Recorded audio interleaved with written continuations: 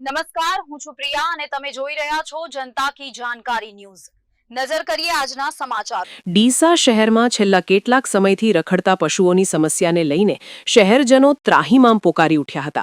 ત્યારે ડીસા નગરપાલિકા દ્વારા નવું ટેન્ડર બહાર પાડવામાં આવ્યું છે અને હાલમાં રખડતા પશુઓને પકડવાની કામગીરી ગોકળ ગતિએ સાથે લાગવગશાહીથી ચાલી રહી છે, જેને લઈને આજે પણ ડીસા શહેરમાં જ્યાં નજર કરો ત્યાં રખડતી ગાયો નજરે પડી રહી છે।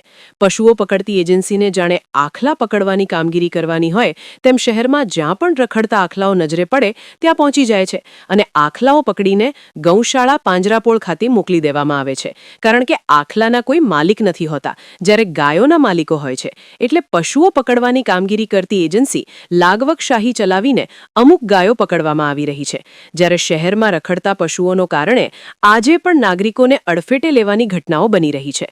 ત્યારે આજે રેલવે સ્ટેશન વિસ્તારમાં આજે રખડતી ગાયે અચાનક ધસી આવી નિર્દોષ બાળકોને અડફેટે લેતા ગંભીર ઇજાઓ પહોંચી હતી।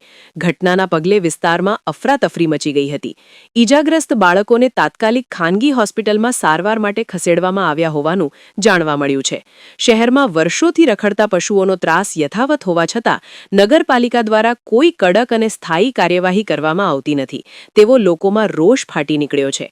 દર વર્ષે રખડતા પશુઓને પકડવાની કામગીરી પાછળ લાખો રૂપિયાનો ખર્ચ થતો હોવા છતાં સ્થિતિ જળવાઈ રહેતા ખર્ચ અને કામગીરીની પારદર્શિતાને લઈને સવાલો ઊભા થયા છે।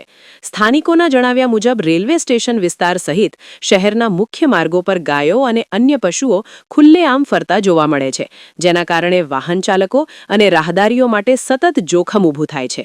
તેમ છતાં જવાબદાર તંત્ર નિષ્ક્રિય બની બેઠું છે।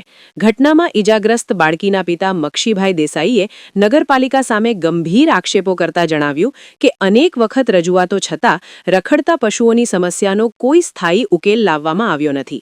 હવે તેઓ નગરપાલિકા સામે સત્તાવાર ફરિયાદ નોંધાવવાની તજવીજ હાથ ધરી રહ્યા છે।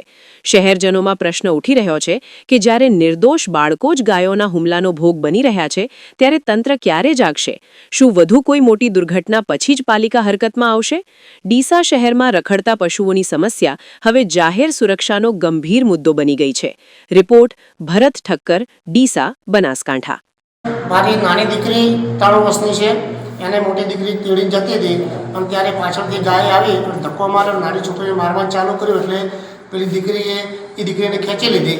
એટલામાં બીજી મારી દીકરી આવી 300 નંબરની, એને એ દીકરીને લઈને ઘરે ગઈ, પેલી દીકરીને મારવાનું ચાલુ કર્યું, રિયાબેનને ખૂબ મારવાનું ચાલુ કર્યું હતું। એટલામાં બાજુમાંથી અમારા ભુરાબેનના દીકરા છે પ્રદીપભાઈ, એ દોડીને આવ્યા તો એમને પણ મારવાનું ચાલુ કર્યું હતું ગાયે। આજુબાજુના બધા આવ્યા હતા પણ ગાય છોડતી નથી। અત્યારે અમે શિશુથી આમાં દાખલ થયેલ છે અને નગરપાલિકાને મેં ઘણી વખત કીધું છે કે તમે ગાયનો નિકાલ લાવો, પણ નગરપાલિકા આનો કોઈ નિકાલ લાવતી નથી અને ટેન્ડર પાસ કરી અને આ પૈસા બધા ખાઈ જવામાં આવે છે, પણ નગરપાલિકા હજુ સુધી આ ગાયોનો કોઈ નિકાલ લાવ્યો નથી અને હું નગરપાલિકાને એમ કહું છું કે તમારા ઉપર હું ફરિયાદ કરવા જઈશ। શું નામ આપનું? મક્ષીભાઈ રવારી।